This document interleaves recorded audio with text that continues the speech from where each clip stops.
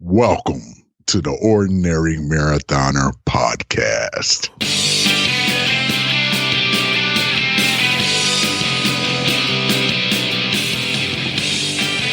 Hello and welcome to the Ordinary Marathoner Podcast. My name is Coach Scott. I'll be your host today. It is Friday. Happy Friday. Hope you guys had a good week. February 19th. Man, moving really quickly through February, aren't we? Man, more than halfway done already? My God. I gotta lose some weight. I was supposed to lose another 5 pounds in February, and it's slow going. But it is in the right direction. Everything's in the right direction. So, feeling pretty good. Hope you guys, I know some of you guys, I got some clients in Texas and Oklahoma, and we've been talking all week, and, they've been hit with the snow pretty bad this week. And, depending where you are, we got some blackouts. We've had, over a foot of snow in places that normally don't get that amount, people are stuck in their houses. People are, their gyms are closed. They have no access to treadmills or any place to run. The pools are closed, that kind of thing. I mean, yeah, it's starting to open up again and things are starting to return back to normal, but it's been hard to kind of schedule training and stay on that plan when you just don't know what you can do or where you can do it from day to day. So hopefully we're back on track. We're getting back on track. You make these plans in advance and you see, you like to just write it all down on paper and it all makes sense and it's all a nice little march to your goal. And then something like this happens and the monkey wrench just gets thrown right into the middle of it.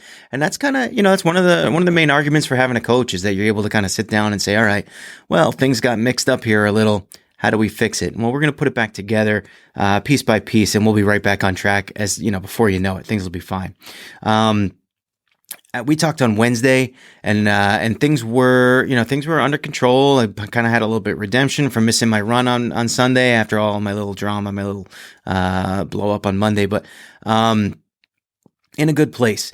We had already run. I did my run on Wednesday morning. I was kind of looking forward to possibly doing an FTP test on Wednesday night. I got to tell you, as the day went on, I was feeling really good about the FTP test, thinking I was going to get it done. And really, the time never materialized for me.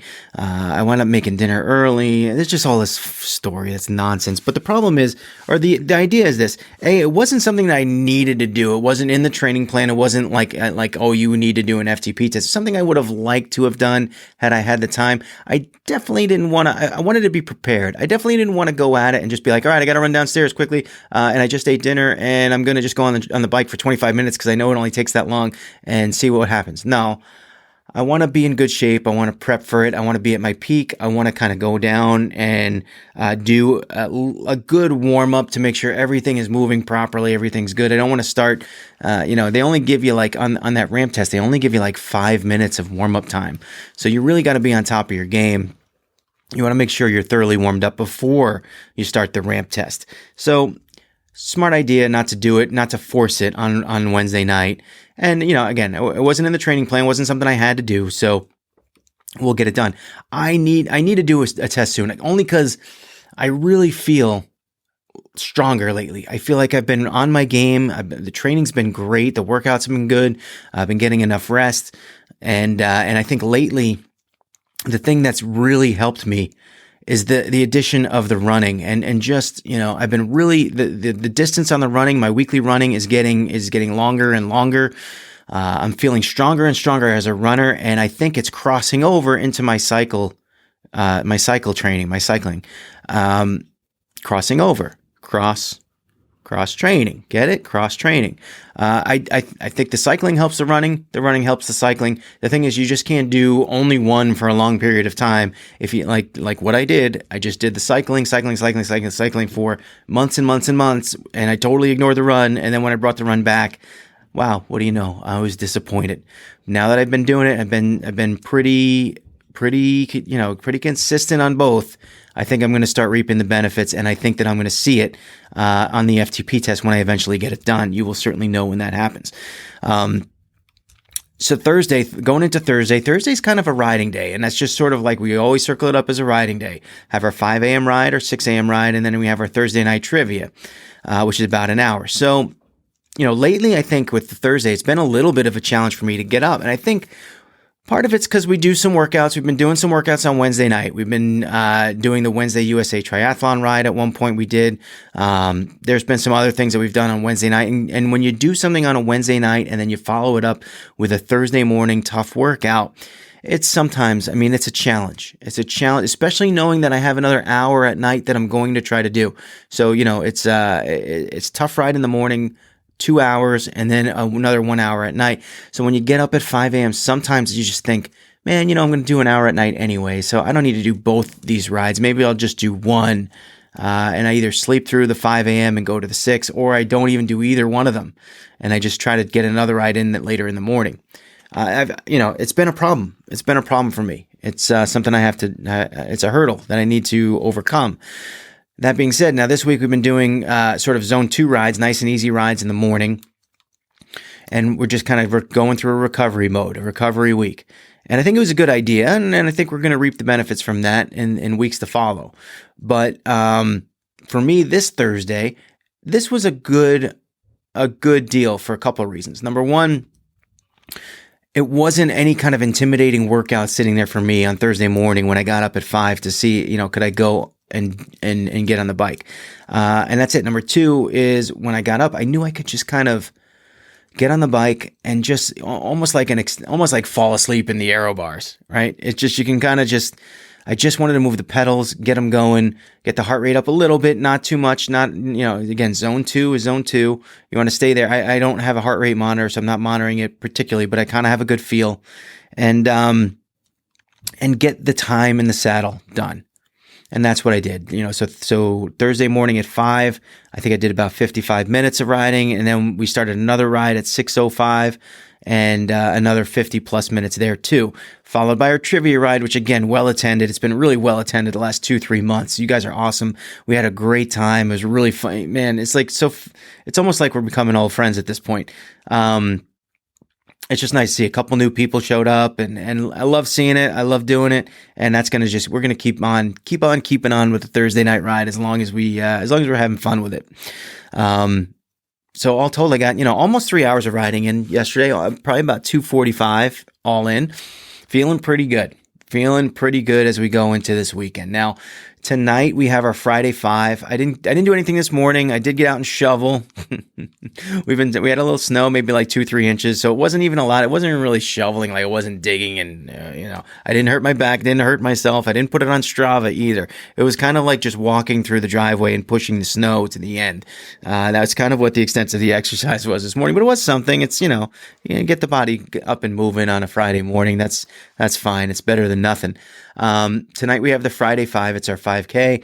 And again, I'm going to go at it with the mindset that I have every Friday night, which is get on the treadmill, start it at a decent speed, and halfway through, if I feel good, maybe we push it a little bit. If I'm not feeling good or if I'm feeling kind of run down, just kind of, we can lay off and just get the miles done and feel pretty good. Either way, I'm not going to be, upset about it if I don't perform the way I have been the last few weeks. I just want to get the miles in and be ready, be prepared for this weekend because we got a lot of long workouts to go Saturday and Sunday. On Saturday, we're going to be doing the bike ride. The bike ride this week for me is 2 hours and 15 minutes plus. So kind of like the range I'm looking for is 2:15 to 2:30. Tomorrow at 7 a.m., we're going to be riding the pretzel course on Watopia, it's a long course. It's 45 miles, but it's also 4,000 plus feet of elevation. Going to try to get it in. I don't know if I will. So here's the problem. My problem now tomorrow at 7 a.m. starts the ride, and I got to pick up my mother-in-law at 10 a.m. at the train station. It's probably about 15 minutes away. And I got to get off that bike, preferably shower, but that may not happen. It's going to be rough on her. It's going to be a rough ride home. It may not happen, the shower. It may have to wait, but I don't know. I'm already sensing what's going to happen. I'm going to be like 2 miles away from the finish, and I'm going to have to go and get her, pick her up from the train. And I'm not going to want to do it, but is what it is. I don't have that badge. I know it's like different route badges, and that's one of the longer routes, the tougher routes. So I haven't gotten it yet. So it'd be nice to be able to finish it, but again, the badge is secondary. What comes first, the primary goal here is to ride a good 2 hours and 15 minutes continuously and feel good about it. and then go get my mother-in-law. But yeah, I just want to get to the 215 mark, and then anything beyond that is gravy. I'd take it, I enjoy it. And if I get the badge, I get the badge. And if I don't, then we're just going to have to move on. So be it. I'll be upset about it, but not too upset. Not too upset. We'll get it another time. These rides are, it's important that these rides are slowly getting longer and longer, extending them out. I definitely have a point somewhere around an hour and a half where my legs start to feel a different kind of fatigue. And it doesn't matter. It's like every ride, if it's light, if it's hard, if I get to that hour and a half zone, the legs start to kind of feel really tired and exhausted. And, the only way, I think the way that we're going to get through that is just by extending these rides on the weekend, little by little, out further and further so we can get used to it. By, come July, I need to be able to ride 3.5 hours, for the Ironman 70.3. Again, I don't know if that's going to happen. If it does, great. If not, that's fine, but I'm not going to not be ready for it. I will be ready for Ironman Muscle Man in July. That's for sure. Brings us to Sunday. Sunday is long run day. I'm looking at 10 miles. 10 miles is actually a good milestone for me at this point. It's that nice, round number. It feels official. Feels like you're, I think 10 miles for me is always like that's an endurance run.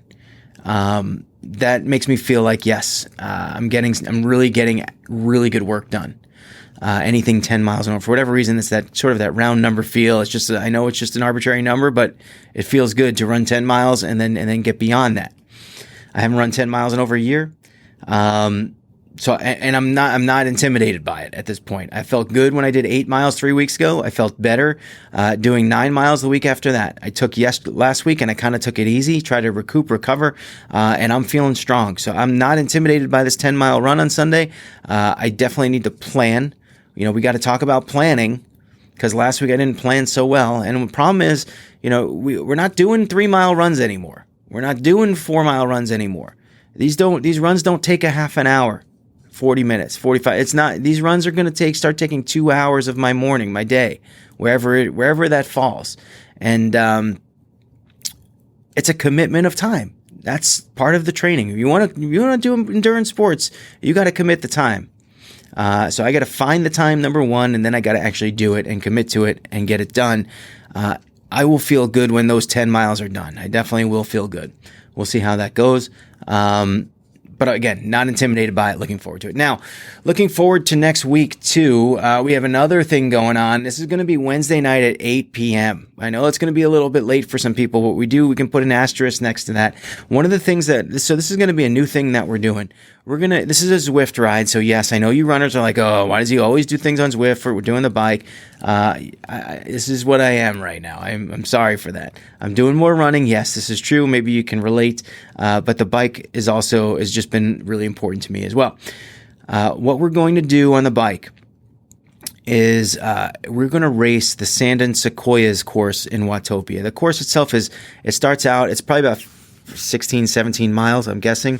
But it's very flat in the beginning, probably like the first 10 miles, and then you enter the dinosaur park, and there are hills in there. There's hills in there in that park. They're not overwhelming. They're probably like 5 or 6% grade at the most. Unlike when we did Richmond a couple weeks ago, when it was like 13, 14, 15% at times. Those hills suck. These other hills are manageable. They're a little bit longer, but they're manageable. So we're going to go after it. And we're going to try to go after it as hard as you can, and we're going to race it.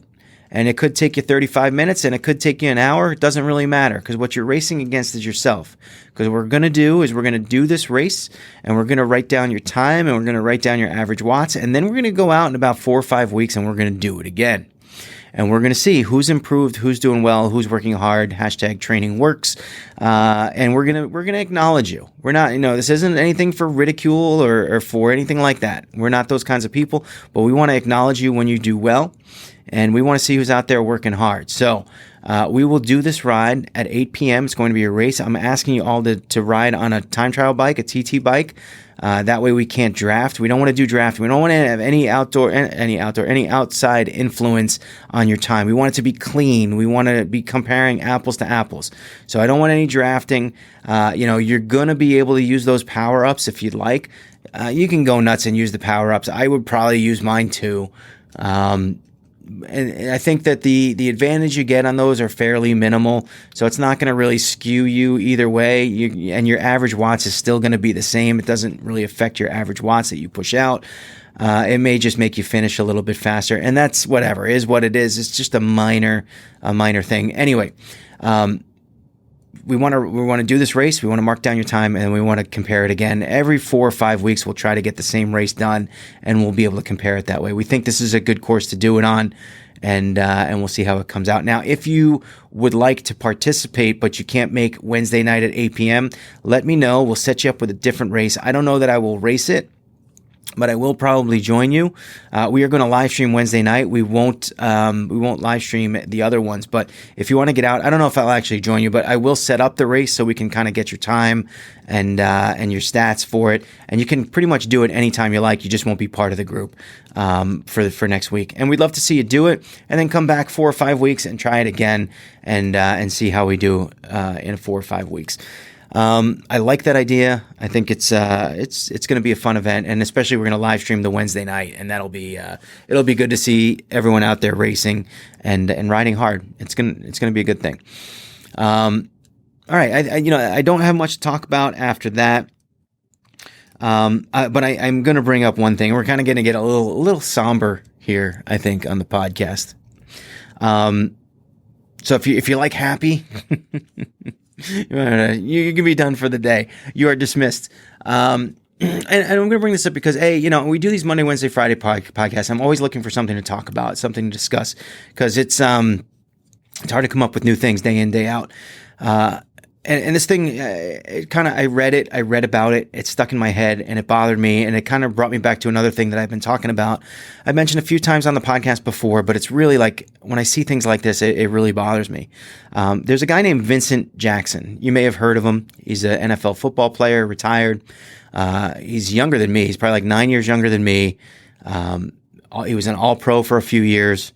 I think he was like a second-round pick out of like Northern Colorado or some small school. So he wasn't really expected necessarily to be as good as he was, and he was pretty good. He was second-round pick, I guess, so that's pretty good. But I've read some things about him. The guy was accepted into Columbia University. Smart dude. He played basketball and football in college in Northern Colorado, and then he got drafted to the Chargers. He played with the Chargers for a few years, got a free agent contract with the Tampa Bay Bucks. I remember that year because I remember the Jets were actually thinking about, they were talking in the papers that the Jets might get him. They didn't. So he made some good money, and he retired. And on February 15th, so Monday, they found him dead in his hotel room. And I've been reading some of the stories, and I guess they walked into his hotel room and they saw him sitting there. And so the person to do was they left the room, and they went back in like 2 days later, and they saw him sitting in the same exact spot, and they investigated, and he was dead. I don't know if this is, and again, I don't know this circumstance. I don't know what's going on here. I don't know Vincent Jackson. I don't know anything about him. Never, he just seemed like a tough, hard-nosed football player that never got into trouble. That was a kind of a guy that you kind of rooted for because he was sort of, he wasn't expected to like be as good as he was, and then he was an all-pro a few years. He did very well. Never, just, I don't know, kind of player that from a fan's perspective, you almost feel like the guy's got it all together. And sometimes you get surprised by news, and this was something that, seeing that he died, it's something that affected me when I read it, which is why I'm sharing it with you today. It affected me because it's like, we've been talking about this for a while, about sort of like post-athletic depression. Now listen, I don't know Vincent Jackson. I don't know what happened to him after he got out of football. I don't know, the rumors are that there was some sort of, after football, he was heavily into alcohol and had alcohol issues.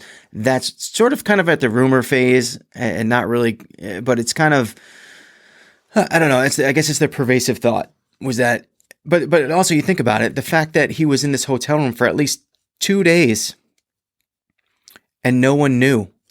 It's just sad. This guy was an all-pro, great football player, all the attention, multi-million-dollar contract, all-pro, and just for this to happen, and the guy's, he's in his 30s. I think he was 38, in his 30s, for this to happen. I mean, and I don't know. I don't know if it's a suicide. I don't know if it's alcohol poisoning. I don't know. All I know is it's sad. Another thing, the CTE they keep talking about, obviously with the concussion syndrome with playing football. I don't know. I know that, I've been talking about here and there, I've been talking about this sort of post-athletic depression. And only because I think that it affected me. I think that, for years I played baseball, I played football. It defined me. Athletics defined me. It defined my life and what I did and my behaviors. I got up in the morning. I knew I had to lift. I knew I had to run. I knew I had to do whatever I needed to do. If it was practice day, we practiced. Game day, we got ready for the game. Whatever it may be, we did it. I mean, geez, I played for the absolute worst Division I AA football team in the country, and we worked hard. And again, it defines you. It defines you as a person. It defines your life. There was a saying when I was, and I probably still have the saying. It was, football is life. And there used to be a t-shirt, football is life, with a picture of football or whatever. And we believe that. We believe that when you immerse yourself so psychologically into a game, and into an activity that takes over your life. And granted, we had school, and then you're a student athlete. You have school, and then you have athletics, and they take up, equal amounts of time. But you need, and you only have so much time in a day. So you need, when you're placing that much focus on athletics, it defines you. And then you kind of, one day you wake up and it's gone. It's gone. There's nothing there. And there's no one. Back then, there was no, you didn't go to the sports psychologist or anything. You didn't go to talk to anybody. It just was gone. No one prepped you for this. No one prepped you for how it was going to feel when sports was gone. They just kind of thought you were tough enough to deal with it. You've learned your lessons in sports, and you're going to apply those lessons to real life once it's time. What happens is one day you wake up and it's gone. And in the very beginning, it's not even a big deal. Cause I got to tell you, when I woke up that first morning after the last game, there were some things I regretted. There were some things that, there were a little bit of sadness. But it's like, all right, no more conditioning. I don't have to go lift today. I don't have to go do this. It was like, I was a little weight coming off your shoulders. And what happens is over time, that weight kind of transfers into, well, you lose that discipline, right? You used to have a coach telling you what time practice was. You had a definitive schedule that you had to go do this, go do that, lift it this time, run it this time, do this, do that. And that discipline kind of goes away as if you let it, right? It goes away. Then, for a football player, it kind of carries on through school. You're kind of like still defined by football and your peers. You hang out with your friends. You're all part of the same team. You kind of develop little cliques and stuff. And then all of a sudden you graduate school. Everyone goes their own way.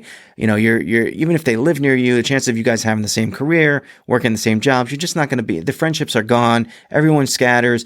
Next thing you know, you're making no money, commuting, an hour and a half per day. This is me, an hour and a half each way per day on the train and the subway, and life has just changed and it's different, and it doesn't feel the same.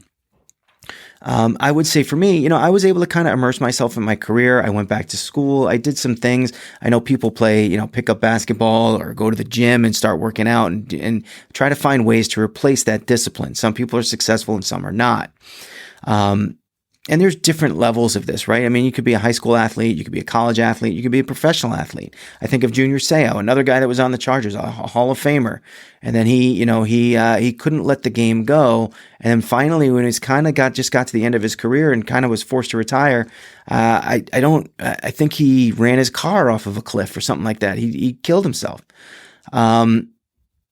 It's just, what is going on here? And why are people not prepared? Why are we not preparing? Why are we not helping people a little bit more? And that's, every time I see something like this, and again, I don't know Vincent Jackson's story. I don't know if this is his problem. I don't know if it's related. I don't know.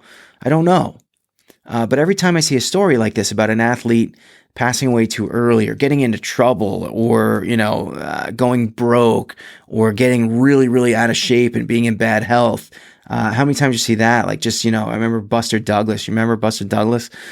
He beats Mike Tyson. He was, at top of his game. And then like fast forward 3 years, he lost a few bouts. He was out of boxing and he gained like 200 pounds.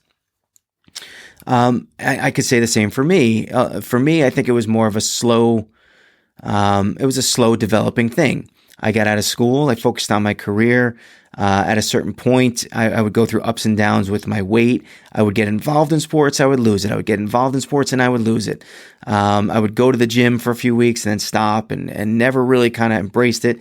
I gained a lot of weight. Eventually, I was 280 pounds. I had high blood pressure, was on medication. And then I found distance running and I found triathlon.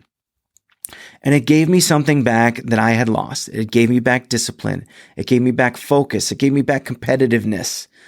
And man, I just keep thinking to myself, like, why are we not trying to look? You're not going to replace football for a guy like Vincent Jackson, right? But you can give him something new to compete, something new to even if he's just competing against himself.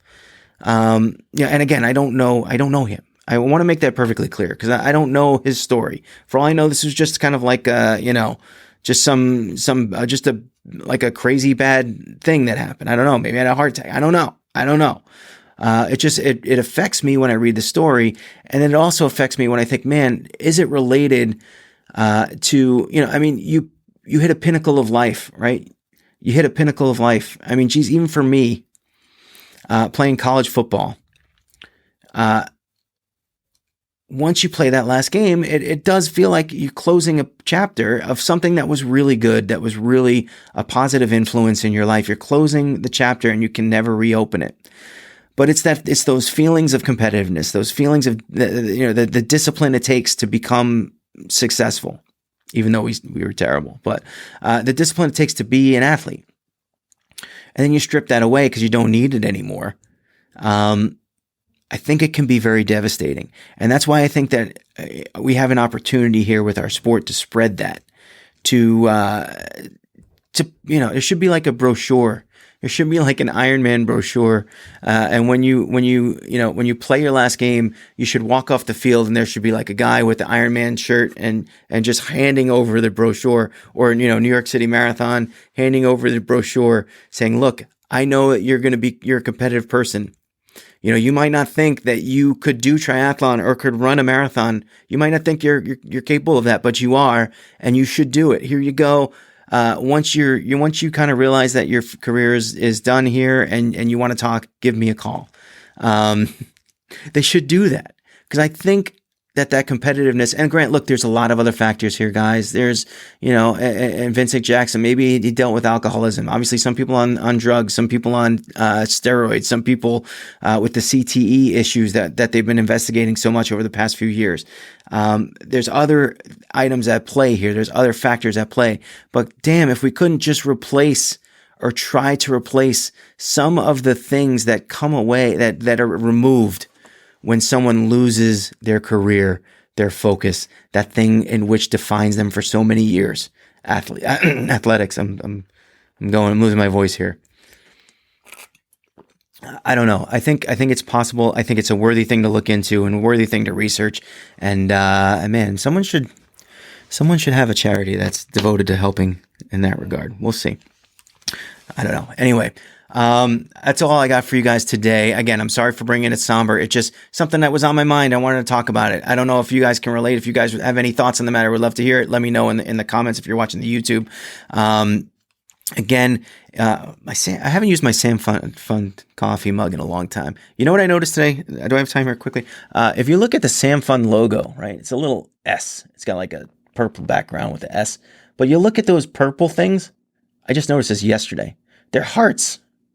There's 2 hearts.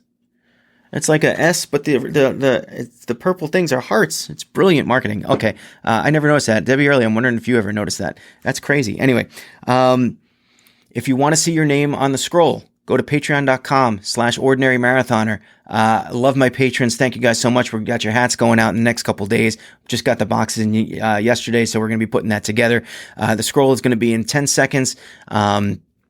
That's all I got for you today. I'll be back next Monday. I'll let you know all about my 10-mile run. And remember, every day is an ordinary day unless you make it extraordinary. So get after it, guys.